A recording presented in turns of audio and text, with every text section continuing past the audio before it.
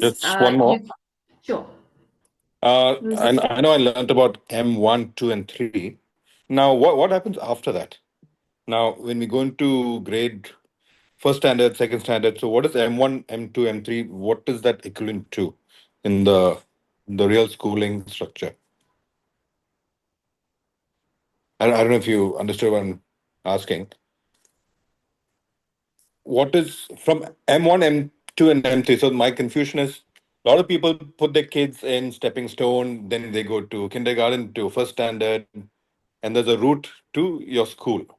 Now, from Montessori to school, let me ask, how long does Montessori go until what age, and when does the transition?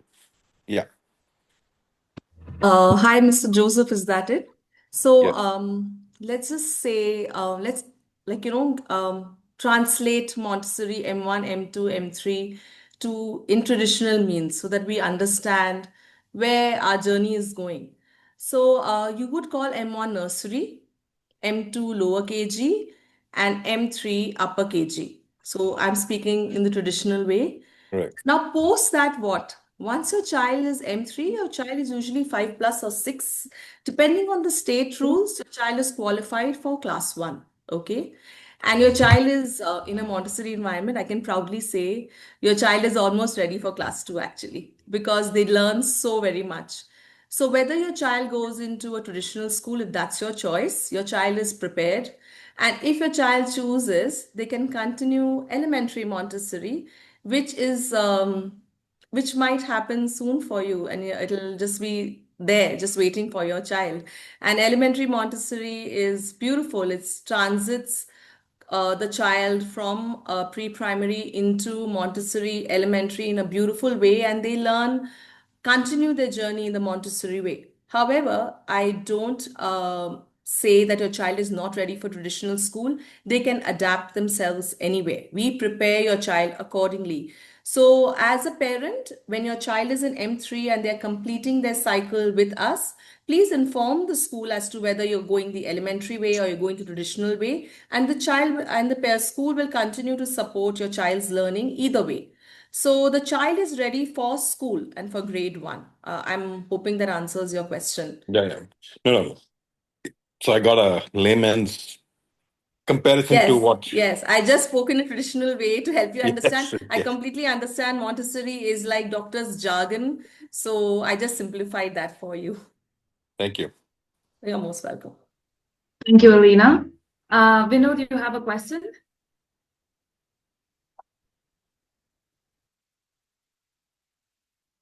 Hi, Vinod. I can see your hand is raised. Do you have a question?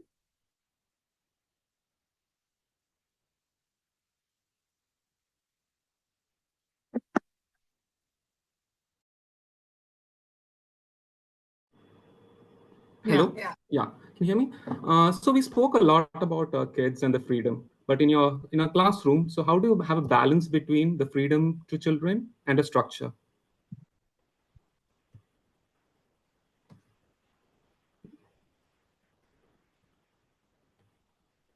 I'll take that up. Sure. Vinod, right? So when I say freedom in a classroom, freedom to choose, you need to understand it's still an environment. There's still a lot of respect between the adult and the child to child. We all respect each other in the environment. We give your child to freedom to choose, but we need to understand that every freedom has its own, let's just say, a very transparent boundary, which in course of time gets built and understood by the child.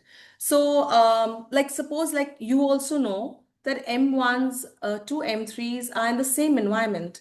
So the materials which M3s work with are available for M1s also. Now you might ask that if my child wants to work for M3 with M3 work, will they be allowed? So you know what? There's a beautiful way in Montessori that we actually guide the children and we tell them that this is the area for you. And we are trained to do that. We are trained to help the child make choices in a way that would facilitate their growth. And the children start learning how to make their own independent choices, which would facilitate them. It's a process that happens in the environment. transparent, you can't see it, but the understanding takes place in the environment where the child understands that I am free to choose, but this is my realm of choices. So it's a very guised kind of working, but your child is free to choose for their particular age group. And if your child wants to do, let's say, a higher activity and your child is ready for it, in Montessori, we don't say no. If your child is prepared for that particular activity, physically prepared, mentally prepared, we do offer it to the child. In Montessori, for learning, and if a child is prepared for it, because we do need to understand that the preparedness of a child is considered not only if a child can pick up something, the child also has to be mentally ready to accept that level of understanding, to be able to conduct that particular activity in the rightful manner. So what we do is, we obviously observe your child all the time. That's a very, very important part in our training. And we understand whether your child is learning and is ready for that particular task. And if the child is, we offer the activity to the child, irrespective of what their age is. Is that what you are asking, or is there something else? No, to an extent, that's it. Thank you, Alina. Yeah, you're most welcome. Thank you, Alina, again. If there are no more questions, I think we can wind up the session.